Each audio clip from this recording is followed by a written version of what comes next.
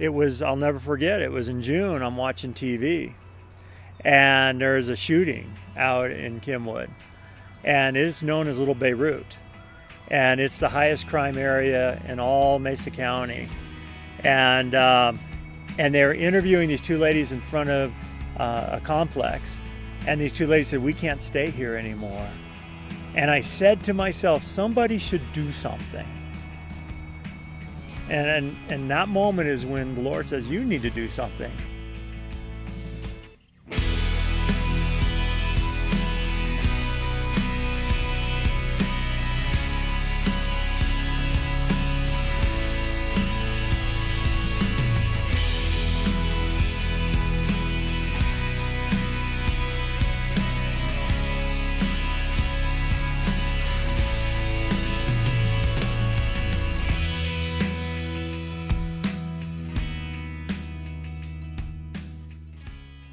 So when we went to LA and we went to the Dream Center, we saw that you can change a community by just two simple things: seeing a need and meeting it, and seeing a hurt and healing it.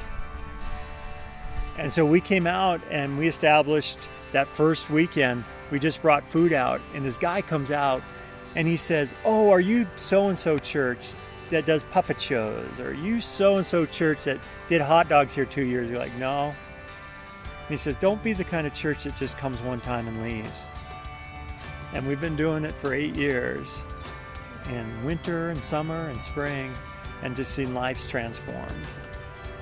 I tell them the story about Elvis Presley concert, and how people would linger and then they'd come over the loudspeaker. Elvis has left the building.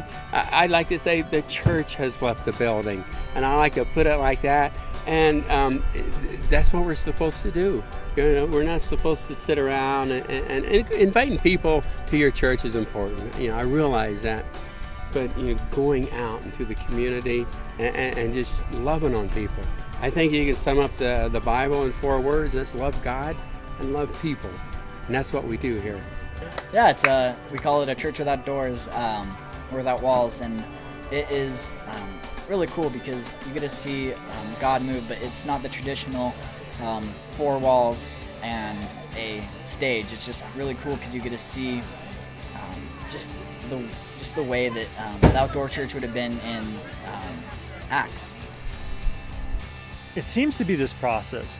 They come out because they need food. And when they come to get food, they're loved on. And when they're loved on, they see they have value.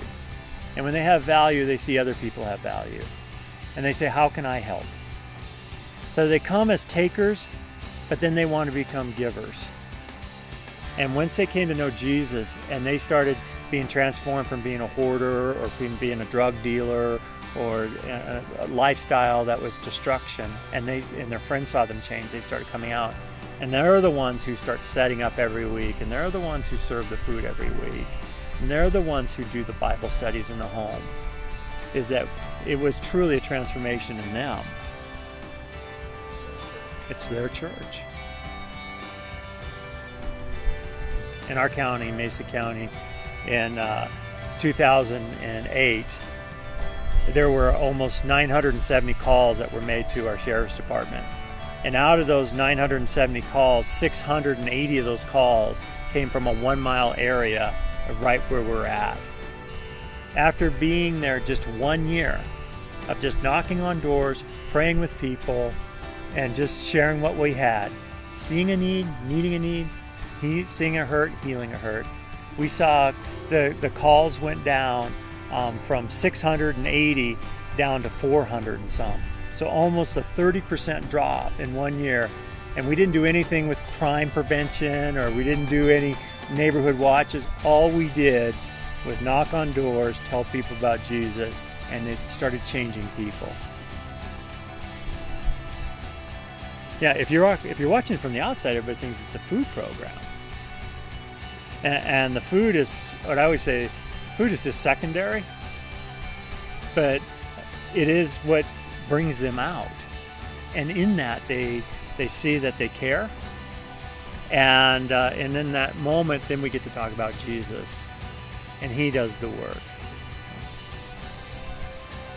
The way I learned about the church over here is through a friend, and we were struggling for food, and he led us over here because they were giving out food, and we were struggling really bad. I would sit back away from the service and everything and just go get the food, and then I would leave afterwards. And then somebody came up to me and they're like, I don't know who you are, but he just wants you to know that he loves you. And that really changed things around for me. Well, yeah, the biggest question that people ask is, what do you do in the winter? And we are out there every weekend. We have tried multiple things: tents, heaters, buses, and we just stay faithful going out. And we have seen God supernaturally change weather conditions for us. And also we've been out there as cold as 13 degrees and snowing. And I'm blown away that we still have 30 to 40 people who come out raising their hands in the freezing cold. The movements in the 50s and 60s, with Church of Christ and the Assembly of God with the buses, where they would go out and bring people in as a way of growing church. And that just doesn't work anymore. And so we just took these old abandoned bus and we went in the neighborhood and gutted it out and made it into a church that fits 50 to 60 people in it. So when the elements are horrible, we can be inside there. So do you need to have a big church? You have to have a big congregation and lots of resources to do this? And I'd say absolutely not. I think a group of, we started out with 6 of us that went out. And from that, we just started seeing people transform. So it wasn't we went out with hundreds of people. The concept is that people think that church is about buildings and bricks and mortar, but church is a people, and God doesn't need more buildings. He doesn't need carpet. He doesn't need drywall. What he needs is people and souls that love each other.